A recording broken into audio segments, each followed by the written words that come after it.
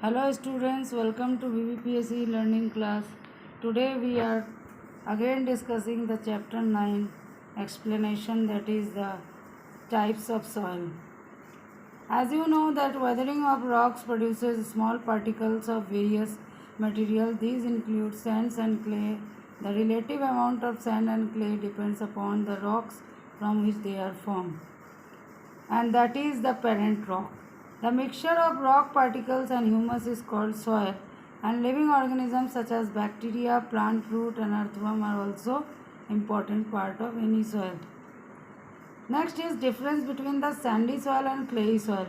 If the soil contains greater proportion of big particles, it is called sandy soil, and if the proportion of the particles is relatively higher, then it is called clayey soil. The size of the particle in a soil has an influence on its property.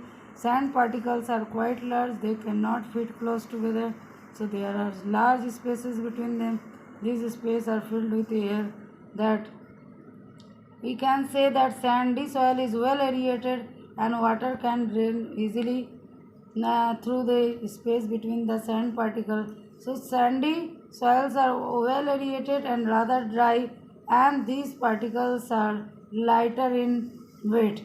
On the other hand, clay particles, being much smaller, pack tightly together, leaving little space for air. Unlike sandy soil, water can be held in the tiny gaps between the particles. So clay soil have less air, but they are as heavy as they hold more water than the sandy soil. Third type of soil is a loamy soil, and the best topsoil for growing plants is the loam. Loam soil is a mixture of equal amount of sand and clay. And another type of soil particle that is known as silt. Silt occurs as a deposit in a riverbed. The size of the silt particle is between the size of the sand and the clay, and the loamy soil has humus in it. It has a right water holding capacity for growth of the plant. That is, it has a best suited for the growth for the plants. Next topic is property of soil. Property of soil, we have discussed that percolation rate of water in the soil. Bujo and Paley marked the two different squares 50 into 50 centimeter each. Sir, one on the floor of their house and other on the kacha or unpaved road. They filled the two bottles of the same size with water and emptied of the water from the bottles, one each at the same time. In the two squares, they observed that water on the floor flowed down and was not absorbed, and in the kacha road, the other hand, the water was absorbed. Now, in this experiment, we can observe that at the place where you collect the soil, place the that is the activity regarding to the percolation time, percolation rate of water, that is the percolation rate of water. How can we calculate the percolation rate of the water in the soil? Different types of soil, that is formula is amount of water that is taken in ml, and percolation time that will be taken in minute.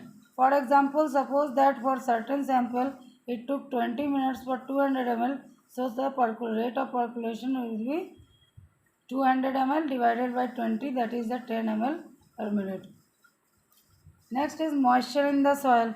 The amount of water content that is present in the soil is the moisture. Is the moisture present in the soil.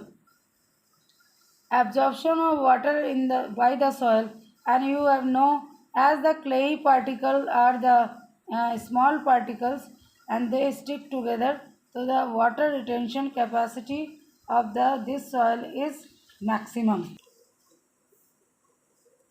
Last topic is soil and crops. Different types of soils are found in different parts of India. In some parts there is a clay soil, in some part there is loamy soil, and in some other part there is a sandy soil. Soil is affected by wind, rainfall, temperature, and humidity.